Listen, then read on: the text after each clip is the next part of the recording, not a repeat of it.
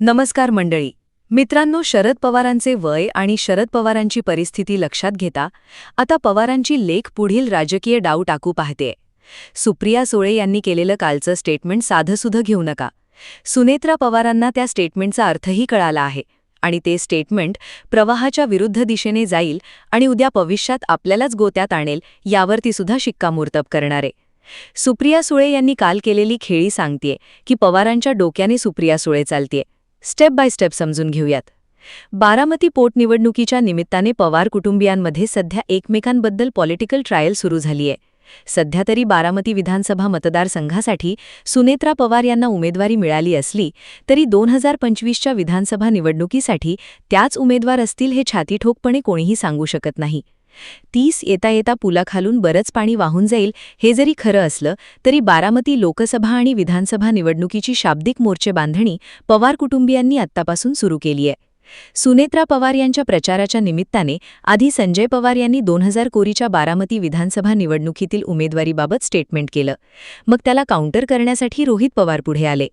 खुद्द खासदार सुप्रिया सुळे यांनी पवार कुटुंबियांमध्ये आता पुन्हा राजकीय लढाई होणार नसल्याचं स्पष्ट करत या राजकीय गरमागरमीला अजूनच हवा दिलीये. सध्याच्या पोटनिवडणुकीच्या निमित्ताने पवार कुटुंबीय एकमेकांविरुद्ध राजकीय ट्रायल घेतायत का कार्यकर्त्यांनी यातून काय अर्थ काढावा यावर पवार कुटुंबियांच्या विलिनीकरणाची चर्चा अचानक थांबली असताना आता पुन्हा एकदा सुप्रिया सुळे यांनी पवार कुटुंबाविषयी सॉफ्ट भूमिका घेऊन आपलं जुनाच कार्ड पुन्हा बाहेर काढलाय का? शरद पवार यांची याबाबत भूमिका काय? या सगळ्या गोष्टींचा आढावा आपण आजच्या व्हिडिओमधून सविस्तरपणे समजावून घेणार आहोत. तर मंडळी, तारीख होती 23 एप्रिल. बारामती विधानसभा पोटनिवडणुकीच्या मतदानाच्या निमित्ताने जयंत पवार यांचे एक मोठं विधान समोर येतं. ते म्हणतात की 2025च्या विधानसभा निवडणुकीत मी उमेदवार असावं अशी लोकांची इच्छा. त्यांच्या या विधानामुळे ते अजित पवारांचे राजकीय वारसदार म्हणून बारामतीतून रिंगणात उतरणार अशा चर्चांना उधाण येतं खरं. या विषयाला काहीही आगापिछा संदर्भ नव्हता.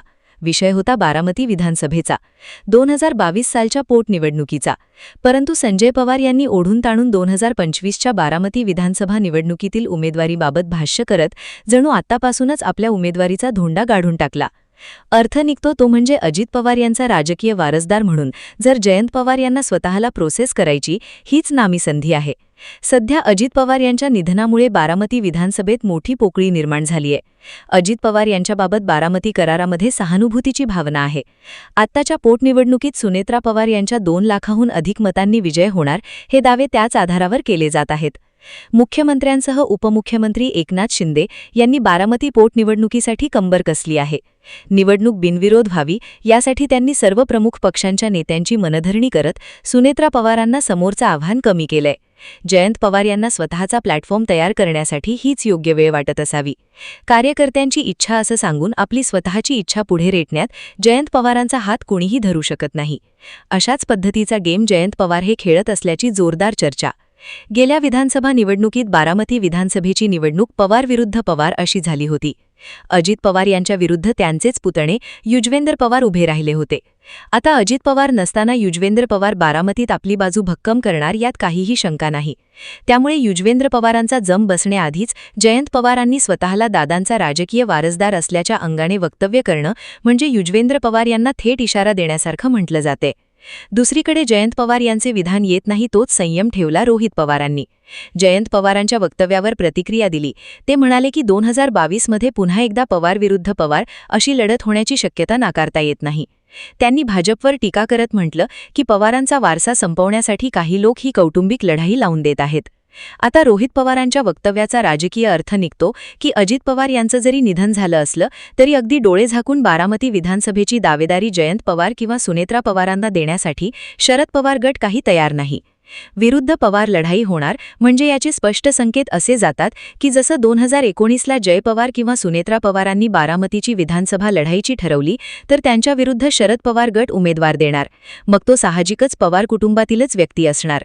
तो व्यक्ती पुन्हा एकदा युजवेंद्र पवार असणार किंवा कर्जत जामखेड मतदारसंघातून अवघ्या काही मतांनी निवडून आलेले रोहित पवार देखील असू शकणार. थोडक्यात काय तर बारामती विधानसभेची निवडणूक कुठल्याही पातळीवर मॅनेज न होऊ देता लढली जाणार आहे. मग ती पवार विरुद्ध पवार असली तरीही, असा थेट इशारा रोहित पवारांनी दिला. आता वळूया एका अशा वक्तव्याकडे ज्यामुळे संपूर्ण बारामतीचं राजकारणच ढवळून निघाले तरी दिसेल. खासदार सुप्रिया सुळे यांनी अत्यंत भावनिक आणि आक्रमक भूमिका मांडली. त्यांनी म्हटलं आहे की लिहून ठेवा, आता यापुढे पवार विरुद्ध पवार अशी लढाई कधीही होणार नाही. गोविंदराव पवार आणि शारदाबाई पवार यांची जी पवार नावाची नातवंडे आहेत त्यांच्या विरोधात आपण कधीही लढणार नसल्याचे सांगून सुप्रिया सुळे यांनी पुन्हा एकदा भावनिक कार्ड खेळलं. अशी परिस्थिती निर्माण झाल्यास आपण आपला मतदारसंघ बदलू, परंतु अशी लढाई होऊ देणार नसल्याची ठाम भूमिका त्यांनी मांडली. आता या वक्तव्याचे दोन अर्थ निघतात. त्यातला एक म्हणजे 2029 सालापर्यंत दोन अर्थवादी एकत्र आल्या. एक म्हणजे तर सुप्रिया सुळे यांना बारामतीत कुठल्याही पवारविरुद्ध लढण्याची गरजच पडणार नाही. सोबतच जरी राष्ट्रवादीचे विलिनीकरण झाले नाही, परंतु शरद पवार गट एनडीएमध्ये सहभागी झाला तर बारामतीचा प्रश्न सुटतोय. त्यामुळे हा पर्याय जरी निवडला तरी पवार विरुद्ध पवार ही लढाई होणार नाही, असा अर्थ काढला जातोय.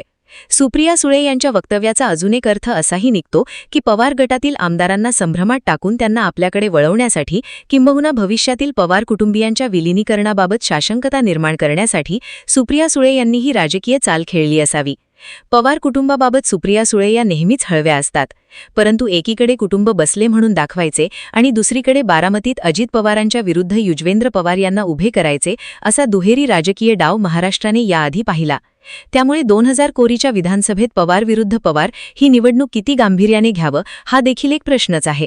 सुप्रिया सुळे यांची भूमिका ही पूर्णपणे कुटुंबाची एकता टिकवण्यासाठी घेतलेली माघार असली तरी राजकीय दृष्टिकोनातून पाहिलं तर बारामतीमध्ये पुन्हा कौटुंबिक संघर्ष झाल्यास मतदारांमध्ये नकारात्मक संदेश जाईल याची त्यांना जाणीव आहे. आणि म्हणूनच मतदारसंघ सोडेन पण कुटुंबाशी लढणार नाही हे विधान मतदारांची सहानुभूती मिळवण्यासाठी यांचे प्रभावी शस्त्र ठरू शकते. बारामतीच्या जनतेने आत्तापर्यंत पवारांना एकसंध पाहिले. 2014च्या लोकसभा विधानसभा निवडणुकांमधील संघर्षाचा फटका दोन्ही गटांना बसला. त्यामुळे 2029मध्ये ही पुनरावृत्ती टाळून पवार ब्रँडची प्रतिष्ठा जपण्याचा प्रयत्न सुप्रिया सुळे यांच्या विधानातून दिसतो.